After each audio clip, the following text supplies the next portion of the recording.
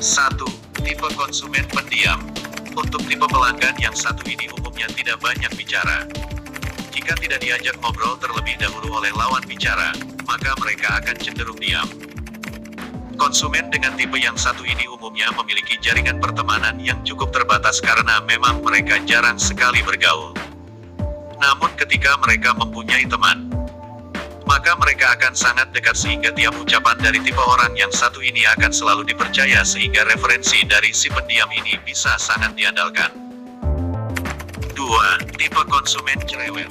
Konsumen berikut ini adalah mereka yang sangat aktif bicara. Bahkan tak jarang konsumen yang cerewet ini mudah kenal dan dekat dengan sobat, mereka sangat nyaman untuk diajak komunikasi dengan gaya yang akrab dan juga santai. Terkadang memang beberapa perkataan cenderung berlebihan, namun memang seperti itulah tipe pelanggan yang aktif atau cerewet. 3. Tipe konsumen arogan. Konsumen yang arogan merupakan salah satu tipe yang cukup sulit dalam menerima masukan dari orang lain dan mereka cenderung menganggap pendapat sendiri yang selalu benar. Jika sobat tidak bisa mengenali karakter ini, maka jangan menyalahkan diri sobat ketika presentasi terhadap konsumen tersebut selalu gagal. Konsumen arogan ini merasa banyak tahu dalam segala hal, termasuk pada produk sobat sekalipun. Dalam menghadapi konsumen tipikal ini sobat perlu bersabar dan jangan mudah tersinggung. 4. Jenis pembeli sombong. Terdapat perbedaan yang cukup signifikan antara konsumen yang arogan dan sombong. Konsumen yang sombong di sini mereka yang selalu bangga terhadap dirinya, suka banyak bicara serta seringkali memamerkan apa yang dimiliki serta apa saja kemampuannya. Semua ucapan mereka juga belum tentu benar.